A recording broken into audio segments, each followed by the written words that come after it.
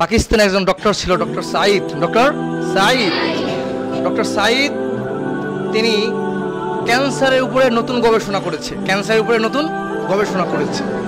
Doctor Saeed, তাকে American সরকার তাকে পুরস্কৃত করবে, কারণ সে নতুন ক্যান্সারের উপরে সে কি করেছে, গবেষণা করেছে।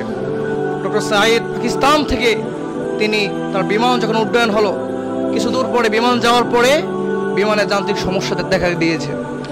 এরপরে বিমানের পাইলট বলছে আপনারা জোরে সিট বেল্ট বাঁধুন। বাঁধার পরে কিছুক্ষণ পরে বিমান আবার ল্যান্ড করলেন। তারা বলতেছে এই বিমান আজকে আর যাওয়া হবে না। এরপর ডক্টর সাঈদ বলতেছে হায় রে, আমি এত বড় আজকে একটা ডিগ্রি পাবো, আমি আজকে এত বড় অর্জন পাবো, আজকে কি আমার যাওয়ার সৌভাগ্য হবে না সেখানে?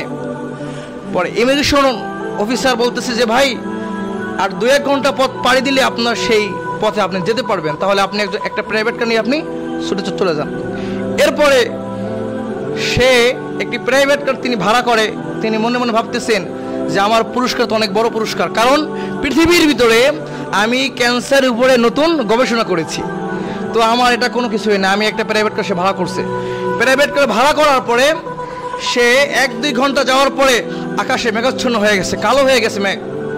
এরপরে রাস্তায় বড় ঝড় বইতেছে।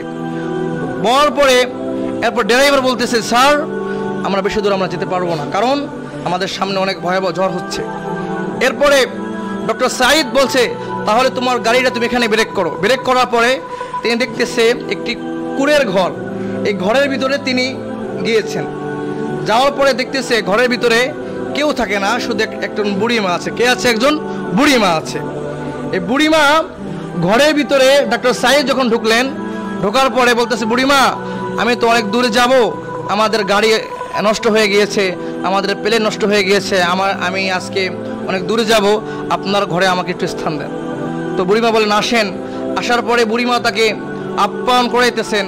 এর ভিতরেই ডক্টর সাঈদ দেখতেছে ওই বুড়িমার ঘর থেকে, অন্য রুম থেকে একটা বাচ্চা কান্না করতেছে। এরপরে ডক্টর সাঈদ বলতেছে বুড়িমা কান্না করে কে? বলতেছে আপনার কাছে কি বলবো, আপনি অতিথি মানুষ, আল্লাহ তাআলা আমাকে একটা সন্তান দিছে, সন্তান মারা গেছে, এই বাচ্চার মাও মারা গেছে, আমার নাতি, এই নাতি অনেক অসুস্থ। কি হয়েছে? তার ক্যান্সার হয়েছে। তো ক্যান্সার হয়েছে। পরে ডাক্তার সাঈদ বলছে আসলেই তার ক্যান্সার হয়েছে, আপনি কি দেখছেন? বলে হ্যাঁ দেখছি। তাহলে এটার আপনি উপকরণ আপনি কি করেছেন?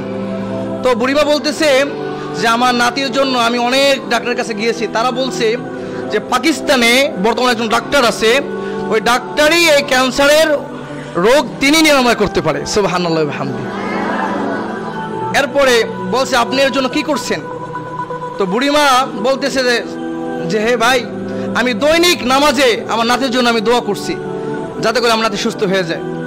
ডক্টর সাঈদ বলতেছে যে আমি এখন বুঝতেছি আমার প্লেন কেন নষ্ট হয়েছে, আমি এখন বুঝতেছি আমার প্রাইভেট কার আমার রাস্তায় কেন মেঘ হয়েছে, আমি এখন বুঝতেছি আমি রাস্তায় হাজার হাজার বাড়ি থাকার পরেও আমি কেন বুড়িমার বাড়িতে যাব।